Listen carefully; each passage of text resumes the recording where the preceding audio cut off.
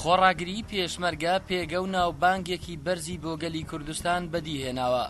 لە سڵاحەدین بەڕێز مەسعود بارزانی سەرۆکی هەرێمی کوردستان لە مەراسیمێکی تایبەت و بە ئامادەبوونی ژمارەیەک بەرپرسانی وەزارەتی پێشمەرگە بە مەبەستی بەخێرهێنانەوەیان پێشوازی لەو پێشمەرگانە کرد کە پاش بەجێگەیاندنی ئەرکەکانیان لە کۆبانێ گەڕاونەتەوە هەرێمی کوردستان.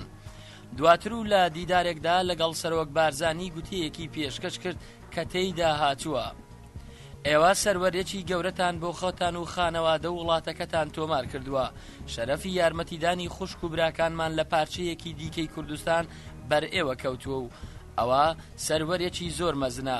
جێگەتان لە دڵی میلەتی کوردە و سەری ئێمەتان بەرز کرد و دەستان خۆش بێت. ئەو پێشمەرگانەی دەچنە کۆبانێ و بەرگری لە خوشک و براکانیان دەکەن نوێنەری هەموو پێشمەرگە و هەموو کوردستانیەکی دڵسۆزن. چوونی پێشمەرگە بۆ کۆبانێ دوژمنی تووشی ناومێدی کرد و دەستکەوت و سەرکەوتنی مەزن لە کۆبانێ بەدی هات. سەرۆک بارزانی لە درێژەی قسەکانیدا ڕۆڵی پێشمەرگەی لە ڕوبەڕووبوونەوەی تیرۆرستان بەرز نرخاند و ئاماژەی بەوەدا کە تەنیا پێشمەرگەیە توانیوێتی هێرشی تیرۆرستان ڕابگرێت و تێکیان بشکێنێت. ئەوەیش شەرەفێکی گەورەیە کە بەدەست و بازووی پێشمەرگە ئەو سەرکەوتنانە تۆمار کراون. سەرۆک بارزانی لە قسەکانیدا جەختی لەوە کردەوە کە لە هەموو حاڵەتێکدا نابێ ئیرادەی گەلەکەمان بشکێت و ئیرادەی گەلی کوردستانیش خۆی لە ئیرادەی پێشمەرگە دەبینێتەوە و سەرکەوتنی پێشمەرگە بەمانای سەرکەوتنی ئیرادەی گەلی کوردستانە.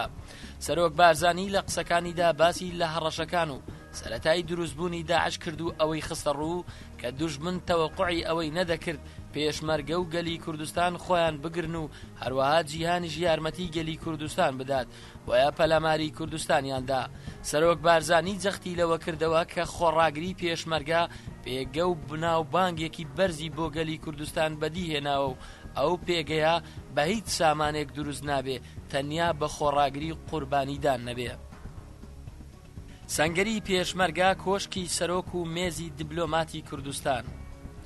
لە هەفتەنامەی گوڵان بابەتێک بە ناونیشانی سەنگەری پێشمەرگە کۆشکی سەرۆک و مێزی دیبلۆماتی کوردستان بڵاو کراوەتەوە کە تێیدا هاتووە. کاتێک دەڵێن پێشمەرگە بۆتە تاجی سەروەری نەتەوەیەکی بێدەوڵەت، ئەم نازناوە هەستێکی نەتەوەیی نییە بۆ پێشمەرگە دەرببڕین. لە بەڵگە ئەمە زمانی ژەنەڕاڵەکانی پنتاگۆن و هاوپەیمانی ناوتۆ و هاوپەیمانی نێودەوڵەتی دژە تیرۆرە کەدان بەو ڕاستێدا دەنێن ئەو سەروەری پێشمەرگەیە کە وەزیری بەرگری بەریتانیا و دەوڵەتەکانی دیکەی ئەوروپی لەژێر ئاڵای کوردستان لەگەڵ سەرۆکی کوردستان و سەرۆکی حکوومەت و ڕاوێژکاری ئەنجومەنی ئاسایش و وەزیری پێشمەرگە دادەنیشن و ستراتیژی هیوا و بڕین و تێکشکاندنی تیرۆرستانی داعش ڕاست دەکەنەوە. هەر نەتەوەیەک لەسەر مۆدیلی پێشمەرگە هێزێکی کاریگەری نەبێت دەوڵەت و سەروەریەکەی لە ژێرمەترسیدا دەبێت باو دەوڵەتەش ئەمریکای تاکە زلهێزی جیهان بێت.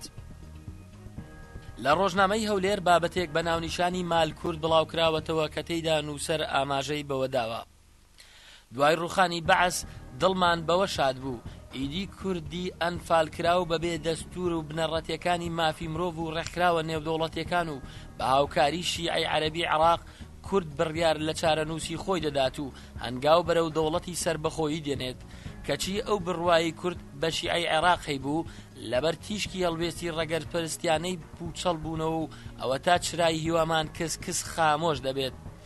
هەنووکە لە جەلەولا و سەعدیە سامانی کوردەکان تاڵان دەکەن و نیازیان وایە بە هەڕەشە و تۆقاندن کورد لەو ناوچانە دەردەپەڕێنن بۆ ئەوەی ماڵە کوردەکان تاڵان بکەن و بڕوخێن و ئاوارەیان کەن. لەسەریان نووسیون مال کورد وەک ماڵی سەهیۆنی بێت، بۆیە دەوترێت هەموو شیعە عەرەبەکانی عێراق لەو تەعەدا لەو زوڵمە بەرپرسن چونکە نەدەسەڵاتی بەغدا و نەمەرجەعیەتی پیرۆز و نە هیچ هێزێکی سیاسی شیعەی عەرەب دەنجی ناڕەزاییان بەرامبەر ئەو هەڵوێستە ڕەگەزپەرست و شۆڤینیانەی میلیشیاکانی شیعە لە ناوچە کوردەکان دەرنەبڕیوە خۆزیە پێچەوانە بوایە. لە هەفتەنامەی باز بابەتێک بە ناونیشانی ڕێکەوتنی هەولێر و بەغدا و کوردبینینی شۆڤەکاران بڵاو کراوەتەوە کە تێیدا نووسەر ئاماژەی بەوە داوە: بێگومانم لەوەی ڕەوشی ئابووری و سەربازی کوردستان و خەڵکی کوردستانیش پێویستیان بە ڕێکەوتنێکی لەم شێوەیە هەبوو. هاوکات عێراقیش لەم قەیرانە ئەمنی و ئابووریەی تێکەوتووە پێویستی بەم ڕێکەوتنەیە، بۆ ئەوانەی لە تیڤیەکانەوە ناوی شرۆڤەکار یان لێدەنرێ و تەحلیل دەکەن دەبێت لەمە دووە ورتر بن و بزانن کوردستان بۆتە وڵاتێکی نەوتی. هەرکەس ئەمەی کرد شایانی ئەوەیە ناوی لە مێژووی کوردستاندا بە زێر بنووسرێ.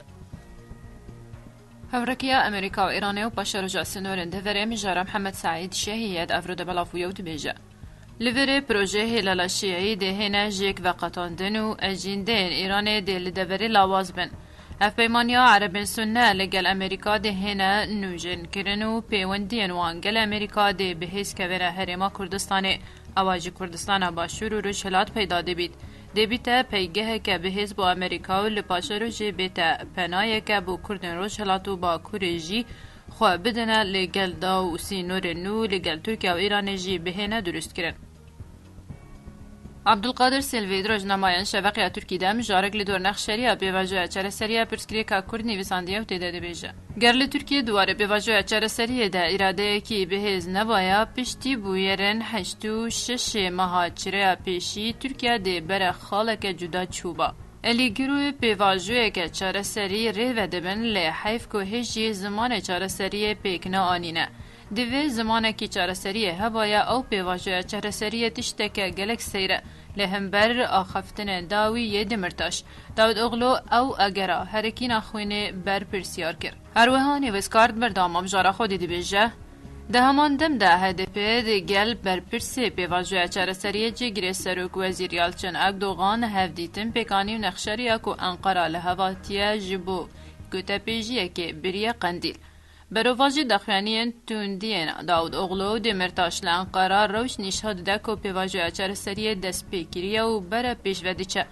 دوی واریدە جەبهەیە دەستهڵات درەوشەکە ئەرینی پێک هاتیە.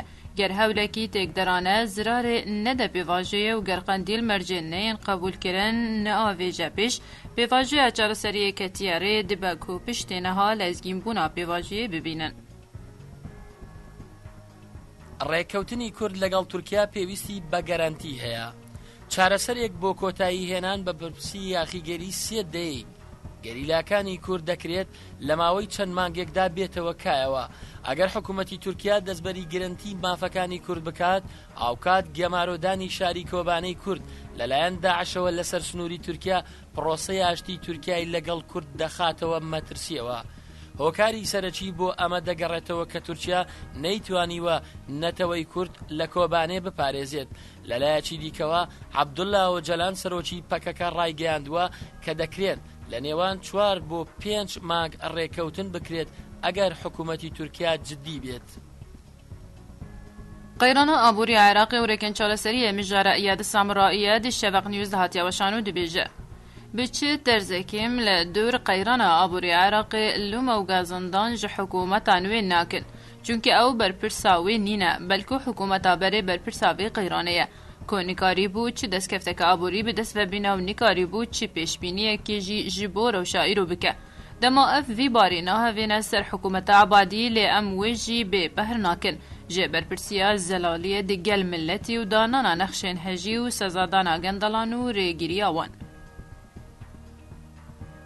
راگرتنا قیرانە سووریە میژارە عەلی ئیبراهیمیەت شەرق الأوسط دەبەڵاوبوویە و دەبێژە دەبە بیرۆبوچونên hinarderê dewlî bo Sûriya dîmistûrayê li dor qeyrana Sûriyê cihêda xêbe û hilgîra pragmatiyeke dijwar be. Taybetî li dor ragirtina qeyrana Sûriyê di wan toxîbên niha rewşa leşkerî li ser cîgîr bûy da ku careke din jiyana sûriştî bizîvire û li dûv de jî lêgeriyana çareseriya siyasî bêtekirin. Lê nexşê ragirtina qeyrana Sûriyê di rewşa niha de çi asoyekî siyasî diyar nabîne. بلکو به تنه سپاندنا دیفاکتویا سیاسی نهایه کوچه آلی نکاره روشیج بو آلی خود دالنگینه. تیشکی شین حەزوارەزووی خواردن لە پیاوان کەم دەکاتەوە. پسپۆرانی بواری تەندروستی بۆیان دەرکەوتووە کە تیشکی شین ڕێگری دەکات لە خواردنی زۆر لە پیاواندا. لە توێژینەوەیەکی نوێ پسپۆرانی زانکۆی ئارکانساس لە ئەمریکا دوای ئەنجامدانی توێژینەوەیەکی زانستی لەسەر کاردانەوەی خواردن لەسەر 112 کەسی گەورە ساڵ کە لە نێو ژوورێکی تایبەتدا خواردنیان خوارد تاوتوێ کرد. لە ناو هەر کام لەو ژوورانەدا تیشکی ڕووناکی سپی زەرد شین بەکار هات. دواتر داوایان لێکرا خۆیان لە خواردنی ژەمی ئێواران بە دوور بگرن و ژەمی بەیانیان لە نێو یەکێک لەو ژوورانە دابخۆن. هەروەها ڕێگە بەو کەسانەدرا کە 2 هەمبەرگەر هێلکە و ڕۆن یا ئۆملێت و 8 کێکی بچووک بخۆن. دواتر ڕێژەی هەرکام لەو مادە خۆراکیانە لەلایەن هەرکام لەو بەشداربووانە خورابوو هەڵسەنگاندنی بۆ کرا و چەند پرسیارێک لەبارەی تامی ئەو خۆراکەی و هەست و تێڕوانیان لێکرا.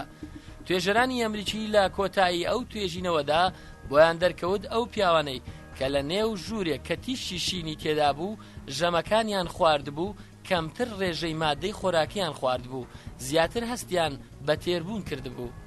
پسپۆران لەو بوارەدان کە بە شێوەیەکی سروشتی مادە خۆراکیە ڕەنگە شینەکان بە شێوەیەکی گشت کاتێک تاکەکان تەمەشای دەکەن هەست بە خراپبوونی دەکەن، بەڵام ڕەنگەکانی وەک سوور و زەرد و نارنجی ئەو پەیامە بۆ مێشک دەنێرێت کە بەردەوام بن لەسەر ئەو جۆرە خواردنانە لە کاتێکدا ڕەنگی شین هۆشداری دەدات بە مێشک کەواز لە خواردن بهێنێت. توێژەران لەو بەڕوایەدان کە ڕەنگی شین لە نێو چێشتخانە و یا خواردنی خۆراک لە نێو قاپی ڕەنگی شین دەتوانێت ڕێگەیەکی ئاسان بێت بۆ ئەوەی مێشکان بدات تا ڕێگری لە مرۆڤ بکات تا خواردنی زیاد بخۆن.